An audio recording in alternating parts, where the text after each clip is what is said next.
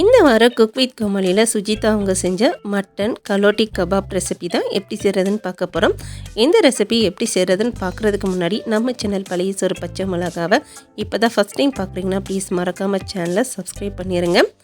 இப்போ முதல்ல நாம் பரோட்டா மாவு ரெடி பண்ணிக்கலாம். இது பண்ணுறதுக்கு அரை கப் மைதா எடுத்துருக்கேன். கூடயே ஒரு 1/4 டீஸ்பூன் போல் மஞ்சத்தூள் கலருக்காக சேர்த்துக்கிறேன். உங்கள்கிட்ட சாஃப்டாக இருந்தால் அது கூட கொஞ்சமாக சேர்த்துக்கோங்க. இதுக்கு தேவையான உப்பு ஒரு 1/4 டீஸ்பூன் போல் சர்க்கரை சேர்த்துட்டு இந்த அளவுக்கு நல்லா கலந்து விட்டுக்கலாம். அடுத்து இது கூட கொஞ்சம் கொஞ்சமாக தண்ணி சேர்த்துட்டு இதை நல்லா பரோட்டா மாவு பதத்துக்கு நல்லா பிசைஞ்சு எடுத்துக்கலாம்.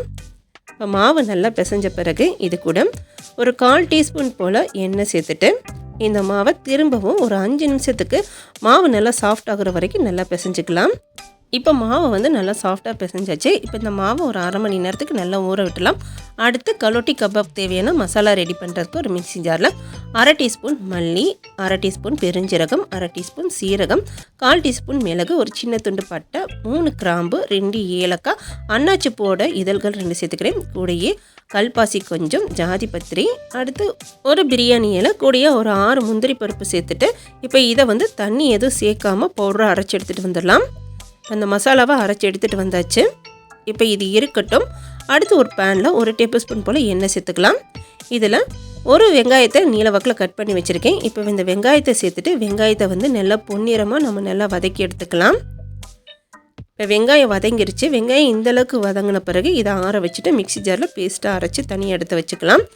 அடுத்து இந்த மட்டன் கலோட்டி கபாப் பண்ணுறதுக்கு 250 கிராம் போல் மட்டன் நல்லா மிக்ஸி ஜாரில் போட்டு நல்லா அரைச்சி எடுத்து வச்சுருக்கேன். இது கூட 1 டீஸ்பூன் தனி மிளகாத்தூள், 1/4 டீஸ்பூன் மஞ்சள் தூள், அடுத்து இது கூட நம்ம ஏற்கனவே அரைச்சி வச்சுருந்தா இந்த கலோட்டி கபாப் மசாலா சேர்த்துக்கலாம். அடுத்ததாக நம்ம வதக்கி அரைச்சி வச்சுருந்தா இந்த வெங்காய பேஸ்ட்டு, இது கூடயே பப்பாளி காயை துருவி வச்சுருக்கேன், அதுவும் கொஞ்சம் சேர்த்துக்கலாம்.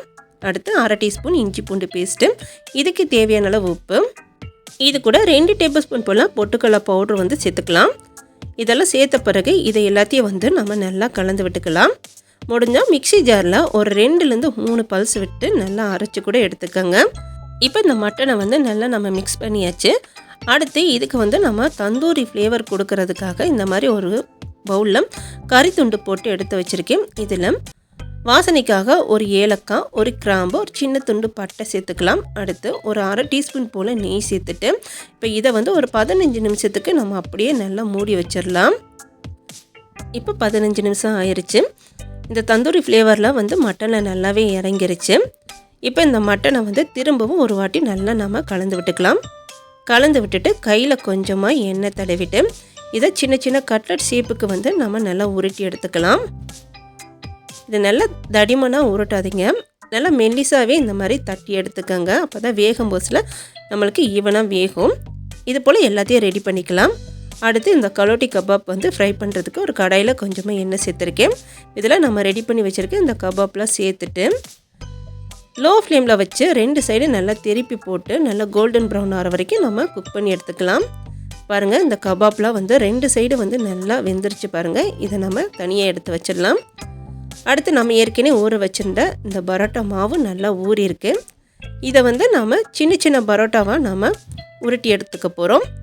இதை நம்ம சப்பாத்திக்குள்ள மாவு திரட்டுற மாதிரி நல்லா மெல்லிசாக இது போல் திரட்டி வச்சுருக்கேன்.